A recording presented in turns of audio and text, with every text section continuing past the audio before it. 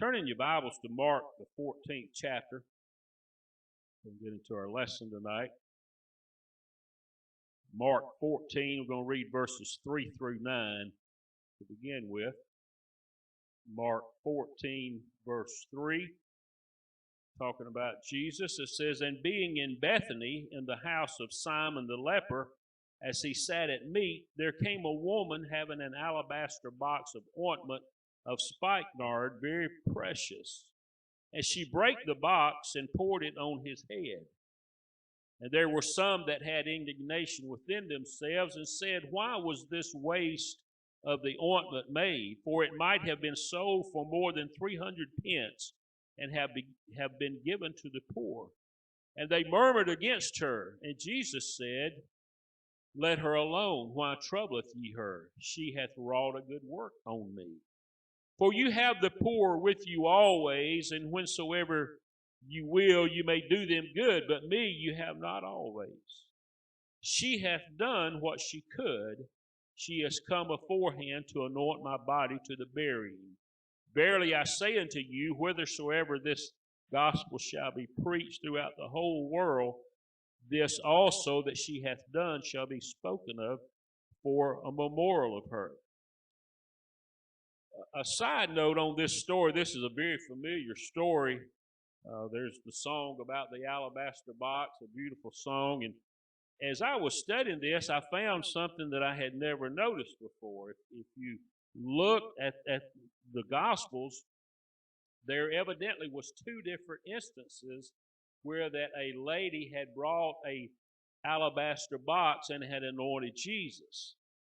And the reading here in Mark 14, if you look in Matthew 26 and in John 12, it speaks of this same event, of how that Jesus was at the home of Simon the leper, and a lady had come in. Now, we find, I think in John, it names the lady.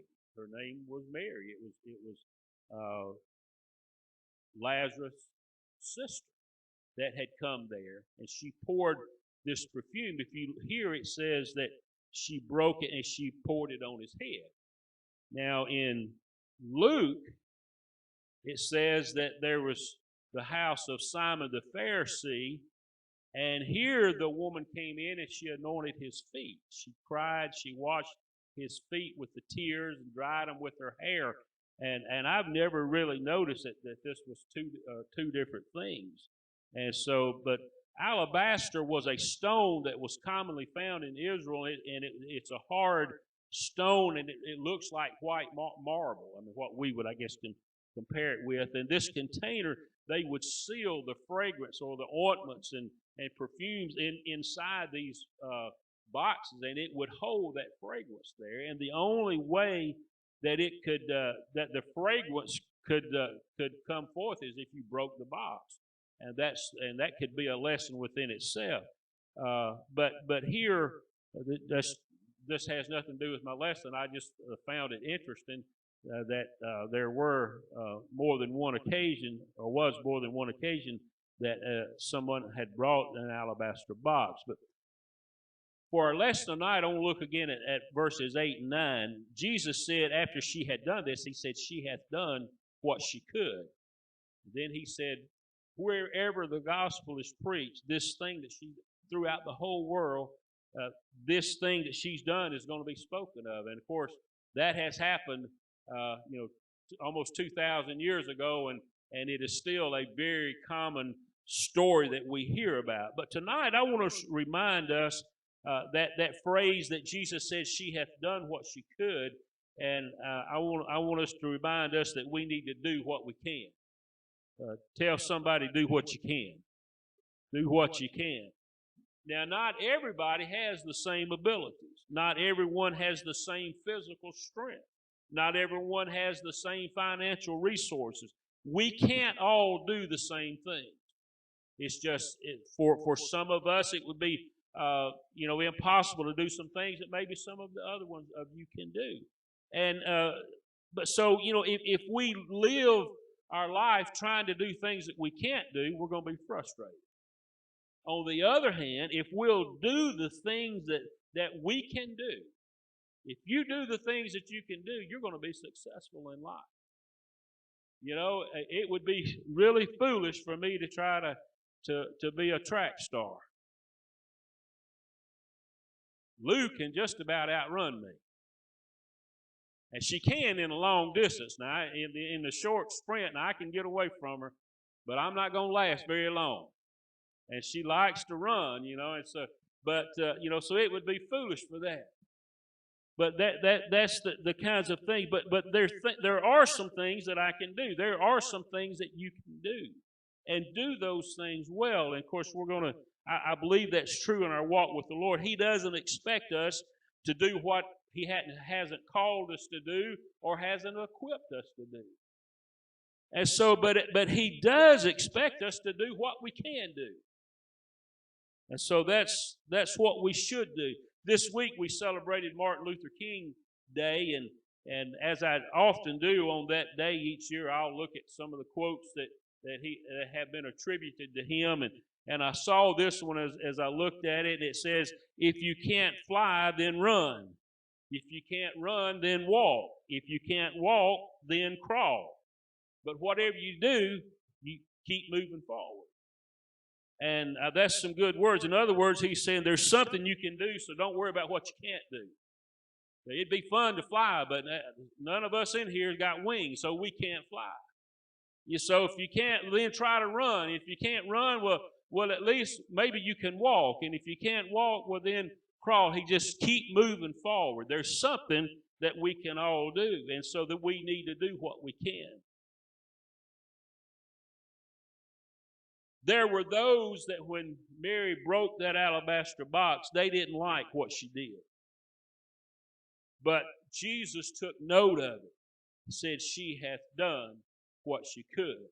I thought about the story of the Good Samaritan. You know, this is very familiar, how the man was traveling. He got robbed, he got beaten, and he was left for half dead, the Bible says. And a priest came by and looked at him and walked on the other side and just kept going. And the Levite also came by and looked at him and kept going. Well, then here comes a Samaritan. A Samaritan was a half-breed. A Samaritan was not, the Gentiles didn't like them and the Jews didn't like them. They were just sort of sitting out there by themselves.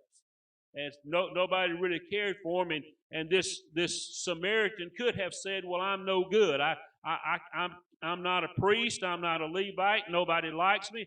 And so that fellow's just in bad shape, and somebody else can do something about it, but not me." He could never be a priest. This Samaritan could never be a priest. He was not of the tribe of Levi. He could not be a Levite. And so, you know, he just sort of said, somebody else is going to have to do this. But you know what he did? He went to where this man was, and he did what he could. That's all that God is looking for. And the Lord used this to talk about, you know, who is neighbor. Was it the priest? Was it this man that had been anointed priest? Or was it the Levite that was of the tribe of Levi, and they were special people in Israel? But no, this was a Samaritan that nobody cared about, but he could do something. And as I thought about that, the thing that he did was enough. It was just what this man needed. He could have left him there and the man would have died. But he carried him, he helped him, he ministered to him, and because he did what he could, it was enough to save this man's life.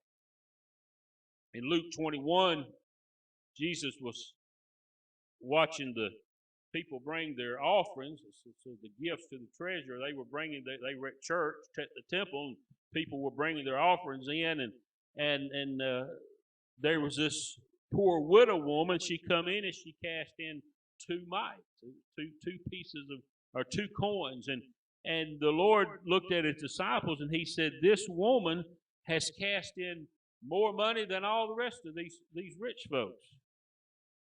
He said, "Because they gave of their abundance, but she has cast in all that she had." She couldn't give anywhere near what these other people had brought in. And sometimes, you know, we may think, well, I don't have what everybody else has. But, you know, that's the reason the Lord made it very simple, very fair. 10% of what you make. If you make $1, it's 10%. If you make $1 million, it's still 10%. It doesn't change. I just wish the government would do that. That would be nice, if it was just 10%. I think 10% would be good, and that would be great. But she did what she could. She didn't say, well, because I can't drop in a large sum of money, I can't do anything. No, she did what she could, and the Lord took note of that. You may say, well, I can't do very much, and so I just won't do anything. No, you need to do what you can. 1 Samuel 17, we find the story of David and Goliath. David was keeping his father's sheep. That was his job. That's what he did. His brothers were older than he was, and so they were able to get in the army. They were able to go to the battle, and they probably thought of him as just the little boy that should have stayed at home. That's basically the way they treated him. Once his dad said, you go check on them, take some bread and cheese to them and see how things are going. But when he got there, he heard Goliath define his God and God's people. And he said, well, wait a minute. Somebody needs to do something. But he looked around, and all of his older brothers and all those men that were supposed to be fighting machines, they were running from this giant. And so he began to ask questions.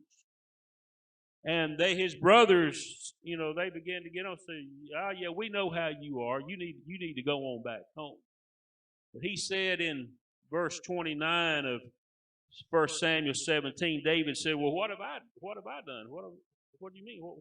Why should I leave? What did I do? Is there not a cause? Is there not a reason that somebody needs to do something? David said there's a job to be done. If nobody else is going to step up to the plate, I guess I'll do it. And as they say, the rest is history. Why? Because he did what he could. And here again, when he did what he could, it was enough. It wrought a great victory in Israel and defeated this giant that everybody was afraid of, just because a young boy did what he could. You're not too young to do what you can. You don't ever get too old to do what you can. We always need to do what we can. Very familiar story of Esther. All of these are, I think, are very familiar stories. You how the story of how Esther ended up being queen, and then there come to find Mordecai her uncle found out that there was Haman had tricked the king into passing a decree that all the Jews were going to be killed. And so Mordecai comes to Esther in verse 13 of Esther 4, said, think not with thyself that thou shalt escape in the king's house more than all the Jews.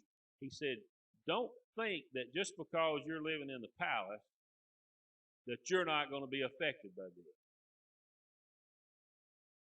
Said you need to be careful. For if thou altogether holdest thy peace at this time, then shall their enlargement and deliverance arise to the Jews from another place, but thou and thy father's house shall be destroyed. And then a very famous quote that preachers like to talk about said, and who knowest whether thou art come to the kingdom for such a time as this? Mordecai said, Esther, just because you're the queen, just because the king has chosen you and you live in the palace, don't you think that that's going to protect you once this decree happens and all the Jews begin to get killed. He said God's going to use somebody. God is going to save his people.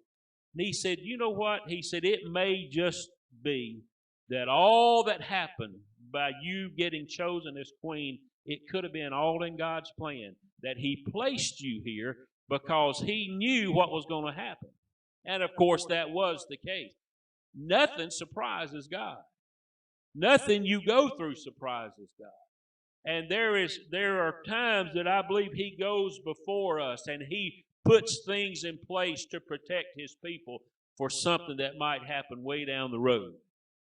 And that's exactly what happened. So after Mordecai talked to Esther, she said, okay, I'll do this. And she told him, she said, you gather all the Jews together and you have them to fast, and said, and I'm not going to eat anything, and I'm going to get all of my maidens, her servants. She said, I'm going to get them to fast, and said, if I perish, I perish. But of course, we know how that God saved them. She did what she could. And because she did that, it was enough. It saved the Jewish people. John F. Kennedy's inaugural address on January the 20th, 1961, he said a very famous quote, ask not what your country can do for you, ask what you can do for your country. And what he was saying there that day, he said, there's a lot of people always want somebody to do for them, but you need to figure out what you can do, and you need to do what you can do. You do something for your country.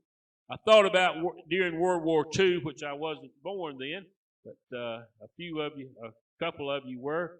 There was the Japanese had attacked the United States, and it was a crippling attack. It came out of nowhere. They weren't expecting it, and it was a great loss. But the people of the United States of America, they came together, and they began to, those that could fight went to fight. Those that couldn't, those that stayed home, you know what they did? They did everything they could to support those that were fighting. Mothers went to work. Housewives went to work, doing what they could. Everybody lived on rations. You could only, I read something last night, I think it was 3 gallons of gas a week is all a family could get. Because they were making sure that the army had enough fuel. They took and they did all they could. All the rubber went for the tires on the tanks and on the trucks for the army. But you know what? The citizens of the United States pulled together and they said, I can't go to war. I can't go fight. I can't do that. But there are some things that I can do. And they did what they could. And because of that, we don't speak German today. Or we don't speak Japanese, rather. I guess German was World War I. We don't speak Japanese today because people did what they could. And there was a great victory for our nation. If we could do that as the church, to do what we can, then we can save a lost world. But if we say, well, I can't preach, I can't go to the mission field, I can't speak in the mission field, we can't go to the mission field. Okay, what can we do? We can help send somebody else. We can put $1 or $5 or $10 a month in going for missions to help somebody else go. I can't be an evangelist. I can't go do that. But you can pray for an evangelist. You can give an evangelist an offering. There's something that we all can do to help reach our world. So do what you can do. Do what you can. The parable of the talents in Matthew 25, the Lord of the house, the master, he gave one 5 talents, one, I think 2 talents, another one 1. The one with the 5, he worked with his. He did what he could. The one with the 2, he did what he could. He worked with it, invested it, and they doubled what they had been given. The one with the 1 talent, he didn't do anything. I don't know if he said, well, he only gave me 1, so he didn't expect much out of me, so I'm just not going to do anything. If I'd had 5, I would have, I could do something with that. But because he had 1, he didn't do anything. There came a day that the master came back, and he wanted to know, what have you done with what I have given you? And he didn't do anything. And the master said, well, if you wasn't going to do anything, why didn't you at least put it in the bank and draw some interest on it? He said, you could have done something, but you chose not to do anything. One day, God's going to come back. There is going to be a judgment day. And the question is going to be asked, have we used what he gave us to reach our lost world? Have we taken that great treasure that he has given us? He's filled us with his Spirit, and with that came power. And have we just hid it in the earth? We're made of earth. Have we hid that gift that he's given us and not done anything with it and not shared it and not tried to tell somebody about it? The day is going to come that we're going to have to give an account. Will we hear him say, "Well done, thou good and faithful servant? Thou hast been faithful over a few things," or in other words, you've done what you could. Now I'm going to make you ruler over many, many things. Enter into the joy of the Lord. When we get to Judgment Day, we're not going to be judged on what we could not do. We're not going to be judged on what we, there was just no way that we could do it. We're not going to be judged on what he didn't call us to do. But we're going to be judged on what we could have and should have done. Is he going to be able to say, you did what you could? She did what she could? Lighthouse Pentecostal Church did what they should? I hope that that's what he says. When he looks at this church, I hope he can say they did what they could. I know we're small. I know we can't do all the things that larger churches can do. We don't have the income of a large congregation. We can't sponsor missionaries. We can't have a lot of things that bigger churches can have, but we can do something. There are some things that we can do. A lot of times people, just because they can't do great things, they decide, well, I can't do anything. But that's not the case. We can do something. We're limited of what we can do, but that shouldn't be an excuse for not doing anything at all. We can still reach somebody. We can still send some money to the mission field. I'm forgetting that exactly. I know it was over $2,000 that we sent last year to foreign mission field. And there are churches much bigger than us that didn't send that much because they didn't do what they could. I hope that we could do what we could have. We can probably do more, and we need to do that. We just need to do what we can. We can all pray. There are people that can pray for an hour. You say, well, I can't do that. Well, can you pray for 5 minutes? You can pray. You can do something. You can pray. You don't have to. There's a lady, Sister Mangan, on the day that her son was born, on his birthday every year, I think she prays 12 hours that day. Her grandson happened to be born on that same day, so that made it easy. So she prays for her son. They pastor a church, and she goes in and she dedicates that day to pray. You say, well, I could never do that. Well, you can pray. You can still pray. You don't have to pray all day. If you can't pray, like I said, if you can't pray an hour, pray 30 minutes. If you can't pray 30 minutes, pray 15 minutes. If you can't, do something. Do what you can. And I tell you the thing about praying, the more you pray, the more you'll pray. Pray a minute. Next thing, pray 2 minutes. Pray 5 minutes. Pray an hour. If you keep praying, there's enough to pray about to pray for a long time. I'll tell you that. Probably enough in your own family that if you prayed until you prayed through, you'd be there a while. We can all attend the church regularly. Say, well, things hinder. Yes, they do. I understand. But I believe that we can do that. I know that there's times that job and things hinder us. I understand that. But every time the doors are open and we can be there, then we need to be there.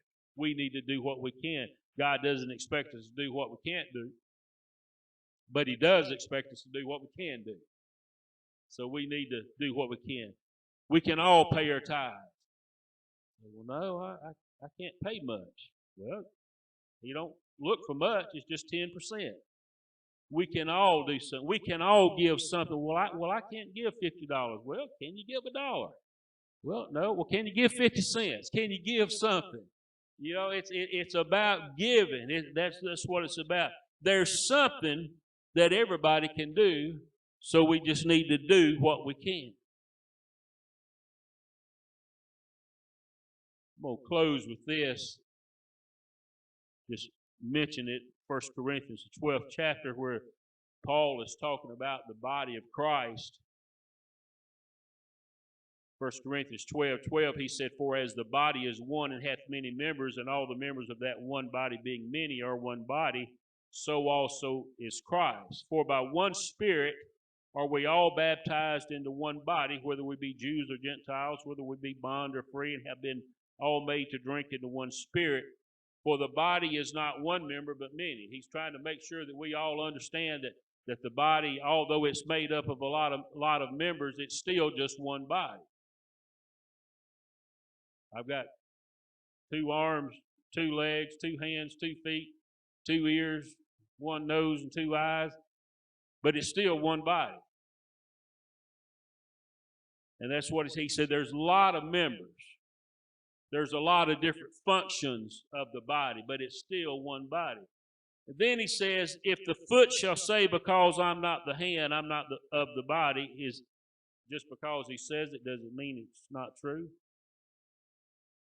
If the hand, decides or the foot, if the foot says, "Well, I'd rather just pick up stuff. I don't want to have to hold your big self up all the time. I'd rather just pick up things and do that." No, the foot needs to do what the foot's designed to do. If the foot will do that, the hand can do what it's designed to do. If the ear says, "Well, I'd rather see than to hear," that doesn't mean it's not of the body. The ear needs to do what the ear is designed to do. The eye does what the eye is designed to do. And that's what he's talking about here. Verse 18, he says, "But now hath God set the members, every one of them, in the body as it pleased him." If he didn't make you the preacher, don't worry about it. Do what he designed you to do. If he didn't make you a singer, don't try to sing. Just worship God. Or you can sing at home, or whatever. Sing when you're in the car by yourself.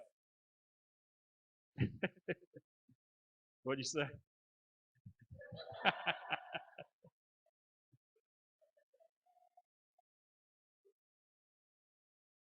If you can't play an instrument, still worship God.